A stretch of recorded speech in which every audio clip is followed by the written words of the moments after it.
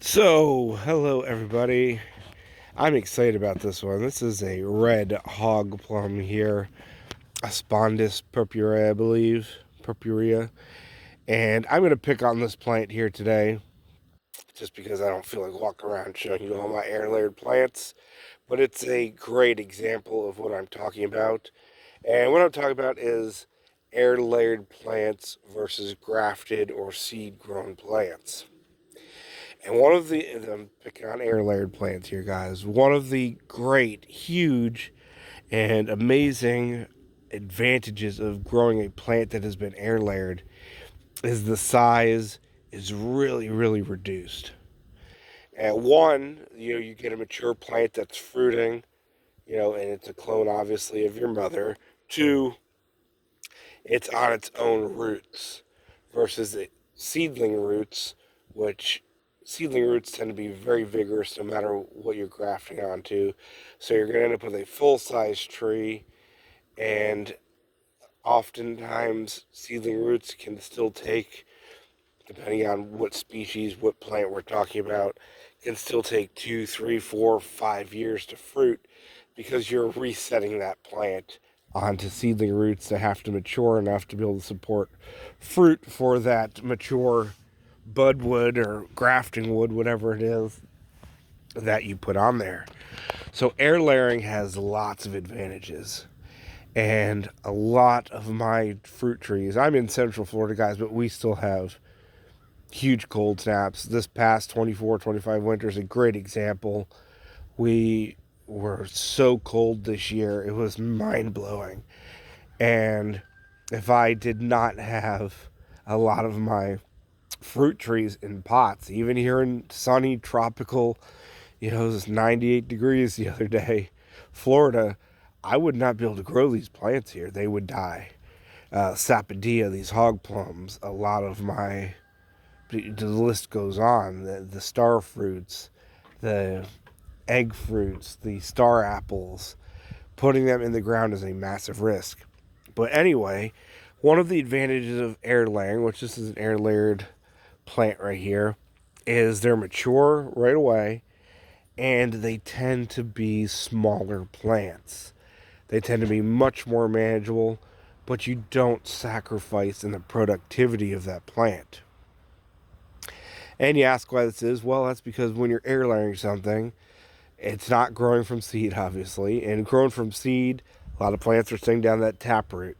They're staying down a very large taproot, especially tropical plants.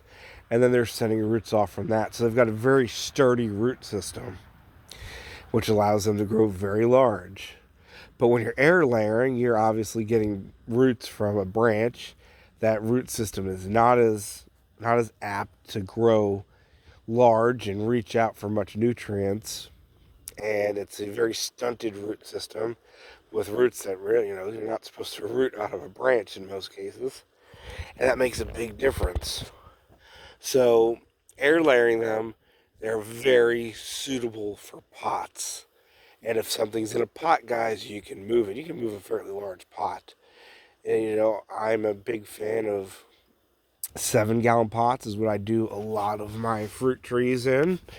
But even a 15-gallon pot on up to a 30-gallon pot is not that hard to move. And in the 30-gallon pots, you can grow pretty much anything in. And you have a ready-made fruit tree, tropical fruit tree, or even if I grow apples that way, or peaches, plums, if they're on their own roots, they tend to fruit just as heavily, but much, much smaller. So air layering is really, or rooting, if it roots easily, peaches, plums, stuff like that, apples, all those will root really easily. You don't have to put them on a vigorous seedling rootstock or a vigorous, selected rootstock.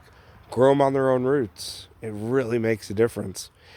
And I was picking on this hog plum here because these are normally massive trees. Hog plums are vigorous, very large trees.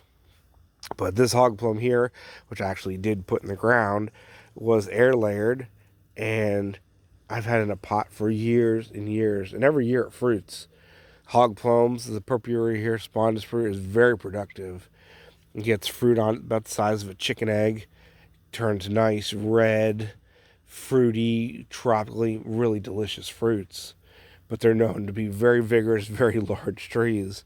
And by growing this as an air layer, this tree right here, which is about 5 feet tall and about 3 feet wide right now, you can see the growth upon this year. All this, every leaf, bud, node will give me fruit next year, and lots of it, without the need for a massive tree. And I really like that. I can protect it for the cold, or if I hadn't put it in the ground, I can move it into the greenhouse or move it into the garage, into a shed when we do freeze. So there are so many advantages to having air layered plants. So I encourage you to look into that. If you're outside of the South and you think you can't grow tropical fruit trees, you really can. Just look for air layered plants or get cuttings and root them, and it makes a huge difference. Because even though, yeah, we all love apples and plums and peach, but there's more out there, guys, and you can grow them. You really can, anywhere.